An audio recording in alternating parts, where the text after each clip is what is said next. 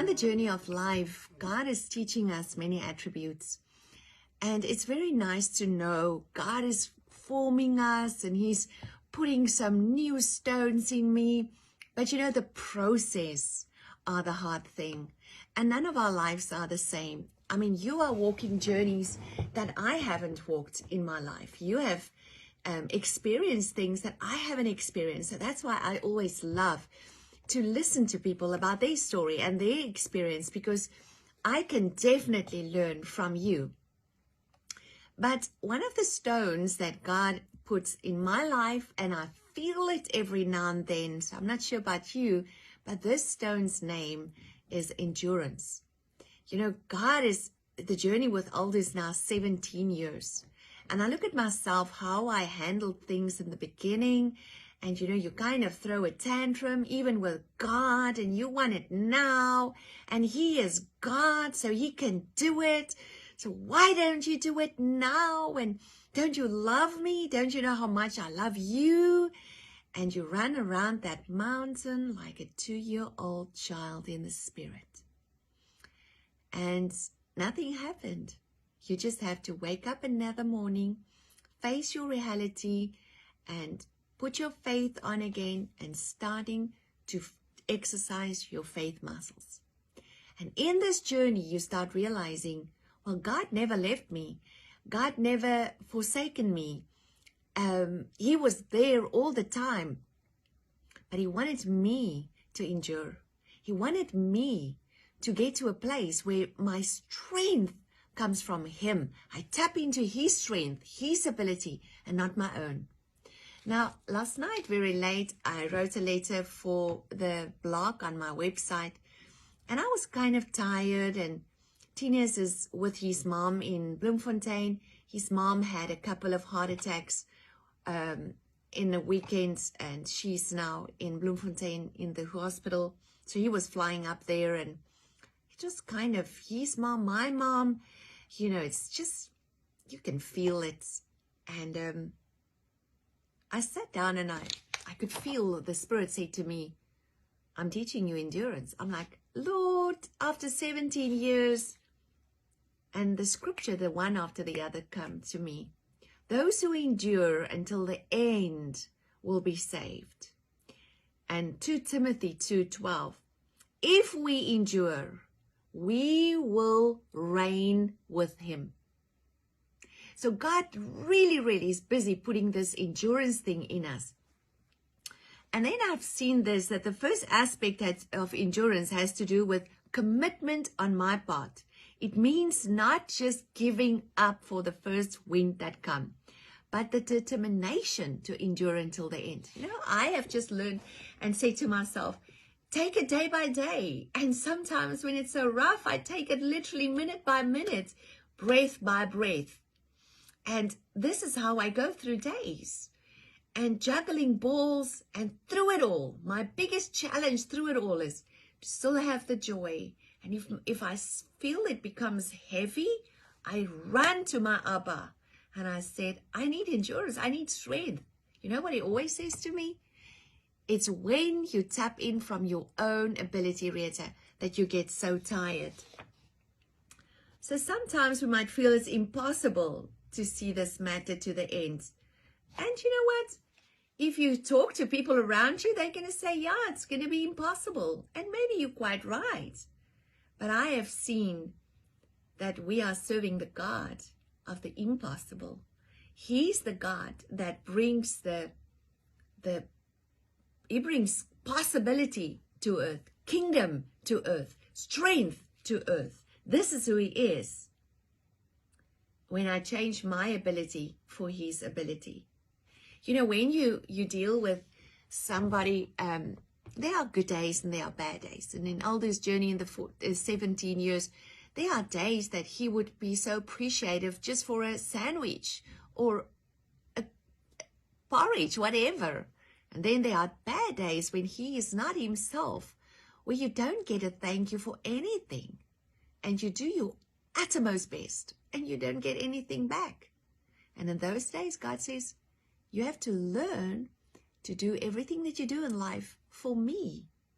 And not as unto man, but as unto God. But with God, there's a reward for us waiting. With God, we're going to rule and reign with him. He put all this that we go through in life in us now. He helps us to endure that. And always remember, it's not his will. Nothing bad happened because it's God's will. It's because of sin in our lives. Things that happen in our lives that comes through conditioning. People are conditioned in homes a certain way, and that conditioning produce a mind control programming that sets off in your life. And the enemy wants you to give that programming over and over to the next generation. So to get it out, it takes endurance on our side. So I don't consider it to be a negative thing when I come to the realization that I'm at the end of my own strength. It's there where God steps in and he picks us up. But no man needs faith to do things which is possible. And this is why I think God always stretches us with the impossible, because, you know, if we just come to the realization, the truth is we can do nothing out of our own. But I know sometimes we are so strong that we think we can, but we can't. We need God in everything. I need God in every step I take, and then I will be able to endure. He sustains us, he guides us, he leads us step by step. Now in this journey, and you know, your journey looks different than mine. Maybe you're fighting a health issue. Maybe you're fighting, I don't know. We all have different issues. But the enemy would love to come in with us, and he would say to us, you're not going to make it. Can you see? You're not strong enough. But when we give up and agree with the enemy, agree with anger, agree with unforgiveness, agree with rejection, agree with criticism, agree with mistrust. When we do that, this is the time where the enemy gets us into his camp and we give up. But when I can say no, you know what? I can do all things through Christ who strengthens me. And it's okay to run to your Abba and to cry. It's okay. You know, every now and then I have to go and sit down and say, Lord, take it off my back. Everything that's on me, I'm not going to carry the world. My name is not Jesus. I am saying no. I am not taking it all on me. So this is the thing where we struggle. Many a time we think that God is going to take away my situation just like this. But I have learned in all these years not to see it as a disappointment when it doesn't happen just like this. And that God does hear me. And he's with me on this journey. You know, I think of the men that walked out of Jerusalem the day after Jesus was crucified, and they were so disappointed. Jesus walked with them. They couldn't see him because they were just moaning, groaning. They were like just looking at their own situation. They couldn't see the light. Jesus Christ is the light.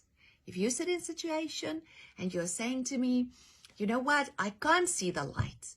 It's just so heavy. It's okay. But God, Jesus is the light. Go and sit down. Cry if you need to cry. Tell him your heart. Start again. Make a new confession. Lord, I commit everything in your hand. I want to walk step by step. I know you're going to take me through this. And you know, I've learned to ask in that whole sentence, please restore my joy. Please just restore my joy. In this, he builds our character. He put in the stone of endurance. Through the difficulties, it is a learning process. And as much as we want to escape that, yes, there are many places and ways to escape. You can take some alcohol, you can go and shop, there are ways to escape that. But unfortunately, it's not going to last a long time. Even that is going out of your system. And then you have to face the truth. So do it as soon as possible. And don't run aimlessly. It is when we are tired that we want to give up. And the enemy always wants to discourage us. But Christ, in him, there's just not quitting. Even if you fail, you can still get up because Jesus is ready to stand right there. He's standing with you and he's ready to pick you up. But no, we cannot endure by our own strength. I can say that to you. You cannot do it in your own strength. There are days in my life that are weak, many days. My family knows I just love, I don't know how the Americans say it, but you know, we in South Africa, we have a milk, a little pink milk or a, whatever milk, you know, in a little container.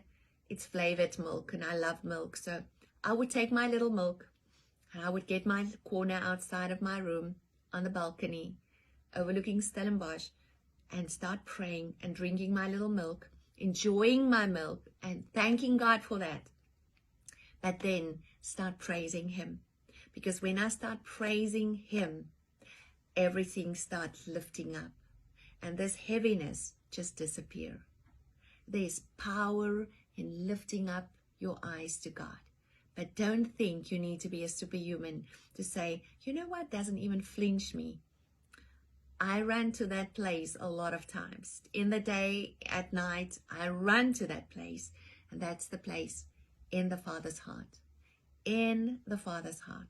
Where he comforts us, he picks us up, he gives us new strength. So let us just anchor our faith in Jesus and know he is busy working in us.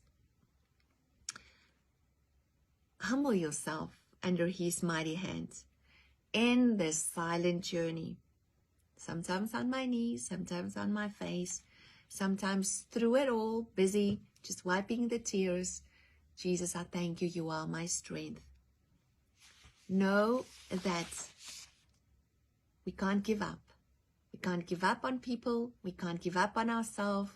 Don't give up. This is a race. You know, when you ran the comrades or you ran a marathon or you ran a 5K, doesn't matter.